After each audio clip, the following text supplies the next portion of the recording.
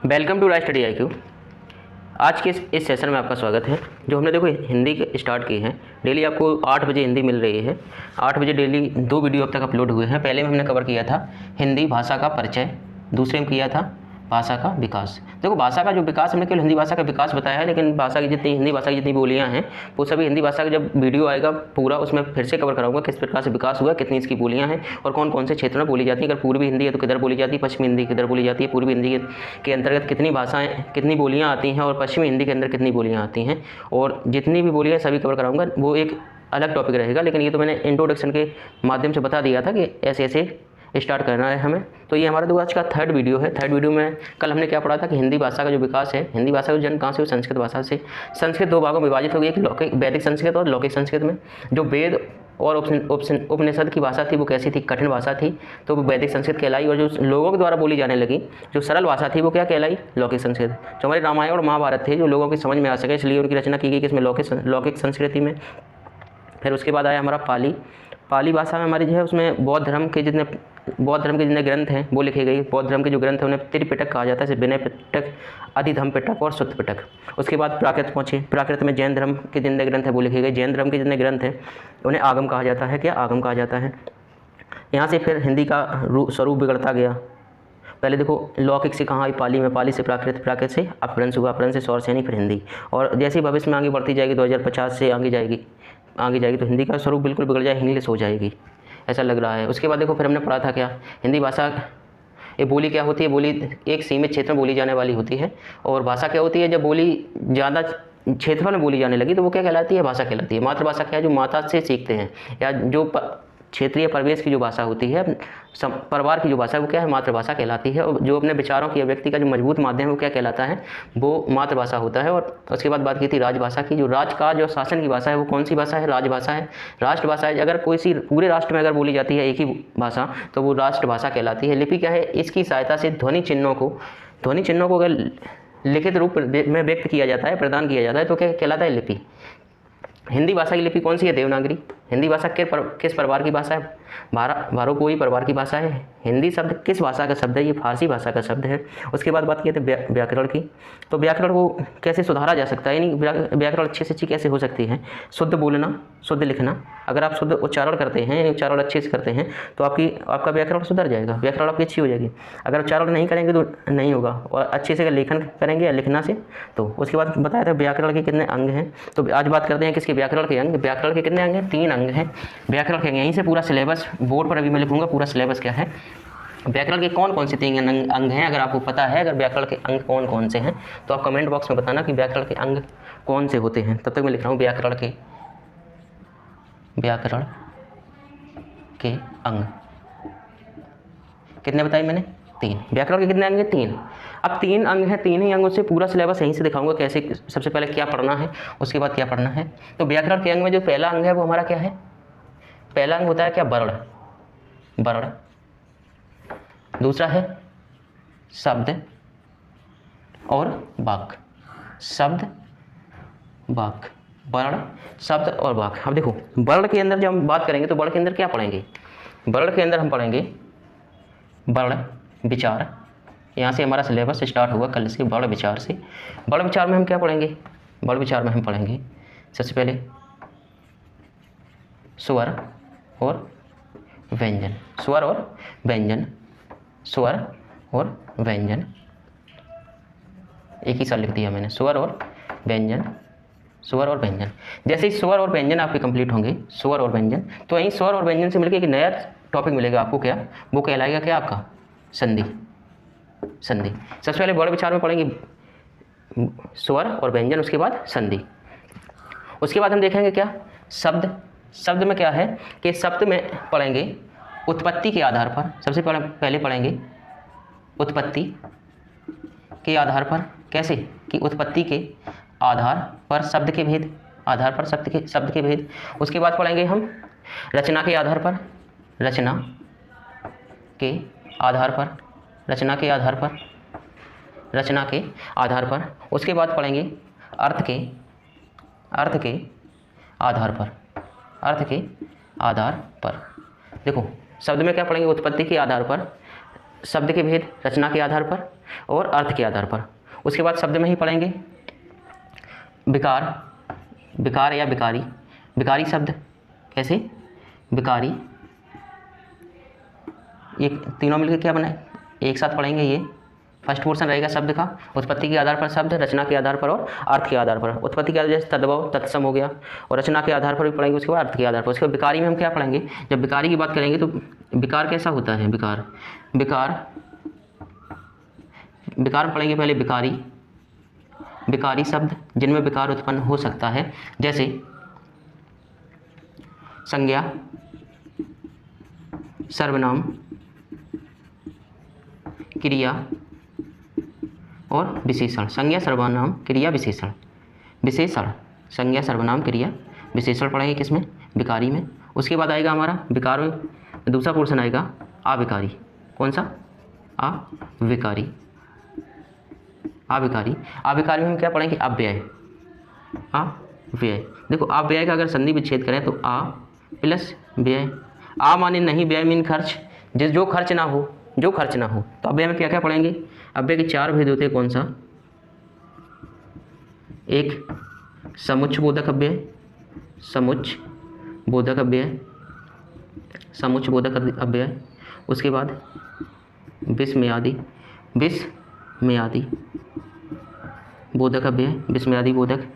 क्रिया विशेषण अव्यय, कौन सा, क्रिया विशेषण अव्यय, क्रिया विशेषण अव्यय। उसके बाद संबंध बोधक अव्यय, कौन सा, संबंध बोधक, संबंध बोधक अव्यय, संबंध बोधक अव्यय। अब देखो जब इतना पोर्शन हो जाएगा कौन कौन सा हमारा कंप्लीट, एक बड़ विचार वाला, बड़ विचार में हम क्या क्या पढ़ेंगे, स्वर और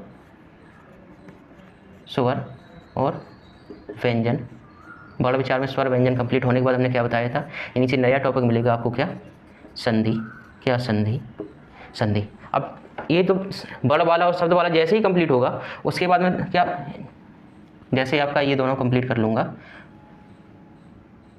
पहला पोर्शन ये है हमारा, पहला, और दूसरा शब्द एक उत्पत्ति के आधार पर, रचना के आधार पर, अर्थ के आधार पर। जब ये दोनों कंप्लीट हो जाएंगे, कौन कौन से, ये वाले, तो इनके बाद पढ़ाऊँगा क्या, समास।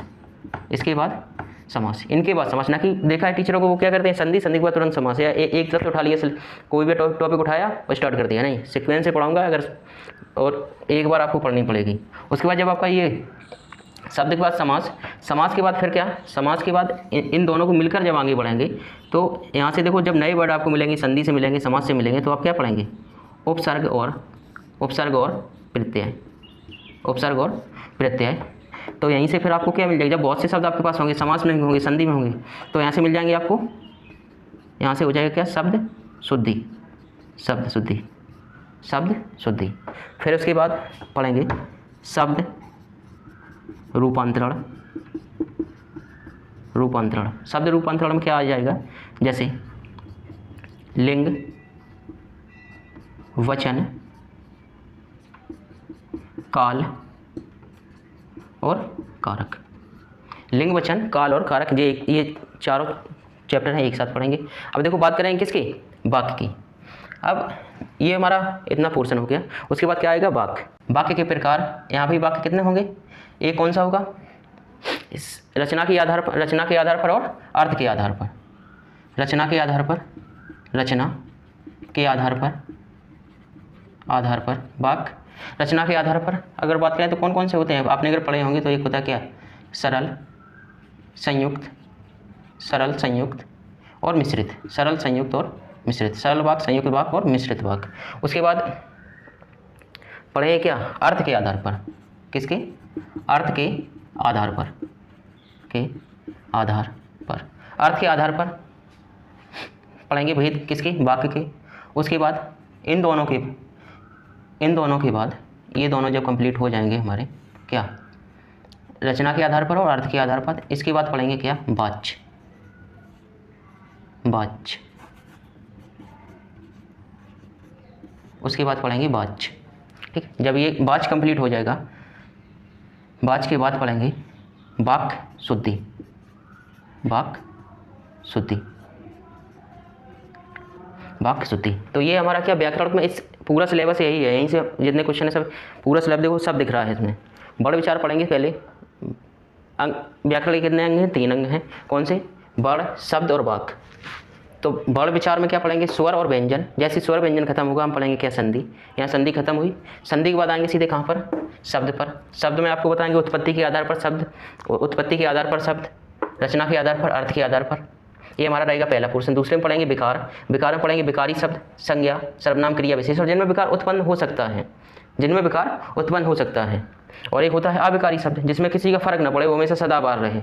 अगर कोई निकल भी जाए पास से तो उसे महसूस ना हो कि मेरे पास से निकला था, कोई कुछ भी कहता रहे उसे कोई फर्क नहीं पड़ता है। वो क्या होता है? अविकारी, जो कभी खर्च ही ना हुए। अविकारी में पढ़ेंगे समुच्चय बोधक अव्यय, विस्मयादि बोधक, क्रिया विशेषण और संबंध बोधक अव्यय। जैसे हमारा ये दोनों पोर्शन खत्म होगा वैसे ही नया टॉपिक पढ़ाऊंगा क्या? समास। इसके बाद समास, जब समास खत्म हो जाएगा समास के बाद पढ़ाऊंगा उस उपसर्ग और प्रत्यय। उपसर्ग प्रत्यय के बाद शब्द शुद्धि, शब्द रूपांतरण के बाद, शब्द रूपांतरण में लिंग, वचन, कार्य और कारक के बाद आएंगे सीधे कहाँ पर? वाक्य, रचना के आधार पर, सरल, संयुक्त और मिश्रित। उसके बाद अर्थ के आधार पर 8 प्रकार के होते हैं। उसके बाद आएंगे वाच्य पर। जैसे वाच्य कंप्लीट होगा मतलब कोई सब वाक्य, सभी वाक्य आप पढ़ चुके हैं। उसके बाद कोई आपको वाक्य मिलेगा उसमें किस प्रकार की, जब आप लिंग, वचन, काल, कारक सभी पढ़ चुके हैं तो अब अगर वाक्य शुद्धि पर आएंगे सबसे लास्ट में, तो अगर कोई लिंग संबंधी अगर शुद्धि है या वचन संबंधी या काल कारक संबंधी शुद्धि है तो अब अच्छे से ढूंढ पाएंगे उसमें। अगर सरल संयुक्त वाक्य आप अच्छे से पढ़ चुके हैं तो सबसे लास्ट में क्या होता है? वाक्य शुद्धि ही होती है सबसे लास्ट में। तो ये था हमारा व्याकरण का पोर्शन। इसी के साथ जो वनडे एग्जाम हैं, जितने भी वनडे एग्जाम हैं उनमें व्याकरण के साथ साथ एक पोर्शन और आता है जिसे कहते हैं क्या? हिंदी साहित्य। हिंदी साहित्य, रचना और रचनाकार, ये कराऊंगा सबसे लास्ट में। ये सेकंड पोर्शन होगा। अगर मिनिमम यूपी पुलिस में या अदर एग्जाम में 2 से 3 या 4 कभी कभी 5 भी क्वेश्चन हो सकते हैं, लेकिन छोड़ूंगा ये पोर्शन नहीं, ये भी करा दूंगा लास्ट में। कौन सा? हिंदी साहित्य वाला।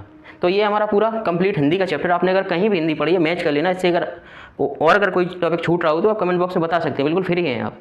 अगर कोई छूट रहा हो तो, वैसे मुझे नहीं लगता है कुछ छूटा होगा, पूरा कंप्लीट है इसमें। तो आपको क्या कहना है कि एक बार सिलेबस नोट देखो। अगर कोई सी एग्जाम की आप तैयारी कर रहे हैं, कोई सा एग्जाम है, आप पुलिस की एग्जाम की तैयारी कर रहे हैं, अगर यूपी पुलिस का एग्जाम है, यूपी टेट है, कोई है, तो आपके पास सबसे पहले क्या होना चाहिए? सिलेबस। अगर कोई सा एग्जाम है उसका आपके पास क्या नहीं है? पाठ्यक्रम अगर नहीं है तो आपकी तैयारी नहीं है।